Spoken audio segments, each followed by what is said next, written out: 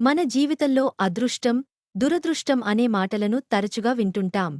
ముఖ్యంగా ఏదైనా కలిసి రావాలంటే అదృష్టం ఉండాలంటుంటారు. ఎంత కష్టపడ్డా ఫలితం లేకపోతే లక్ లేదని భావిస్తుంటారు. ఈ క్రమంలో అదృష్టం, ఐశ్వర్యం కోసం ఎన్నో ప్రయత్నాలు చేస్తుంటారు. కాని అందరికీ విజయం అనేది లభించదు. అయితే జ్యోతిష్యశాస్త్రం ప్రకారం కొన్ని పరిహారాలు పాటిస్తే కుటుంబ సభ్యులందరికీ అదృష్టం, ఐశ్వర్యం దక్కుతాయని, కుటుంబ సభ్యులు కూడా క్షేమంగా ఉంటారని ప్రముఖ జ్యోతిష్య నిపుణులు మాచిరాజు చెబుతున్నారు. ఆ పరిహారాలు ఏంటో ఈ స్టోరీలో తెలుసుకుందాం. సాధారణంగా అందరి ఇళ్లలోనూ నిత్యం దీపారాధన చేస్తుంటారు. అయితే ఫ్యామిలీ మొత్తానికి అదృష్టం కలిసిరావాలంటే ఇంటి ఇల్లాలు జిల్లేడు వత్తులతో చేస్తే మంచిదంటున్నారు. అది కూడా నువ్వుల నూనె లేదా అవిసె నూనెతో జిల్లేడు వత్తులు ఉపయోగించి దీపారాధన చేయాలని సూచిస్తున్నారు. చాలామంది గోధుమ పిండితో చేసిన చపాతీలను క్రమం తప్పకుండా తింటుంటారు.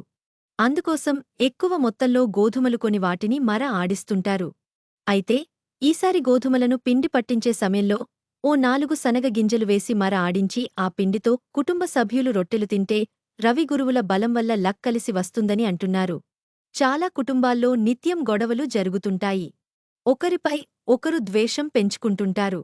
కుటుంబ కలహాలు ఉంటే లక్ష్మీదేవి దూరమవుతుందని, దరిద్ర దేవత ఇంట్లోకి ప్రవేశిస్తుందని అంటున్నారు. కాబట్టి కుటుంబ కలహాలు రాకుండా లక్ష్మీదేవి అనుగ్రహం కలగాలంటే వీలైనప్పుడు కుటుంబ సభ్యులందరూ ఓసారి బావినీళ్లతో స్నానం చేయాలని చెబుతున్నారు. స్నానం చేసిన తర్వాత గోమాతకు 5 రకాల పప్పు ధాన్యాలు ఆహారంగా తినిపించాలి. ఇలా చేస్తే కుటుంబ సభ్యుల మధ్య విభేదాలు క్రమక్రమంగా తగ్గ అదృష్టం కలిసి వస్తుందని అంటున్నారు.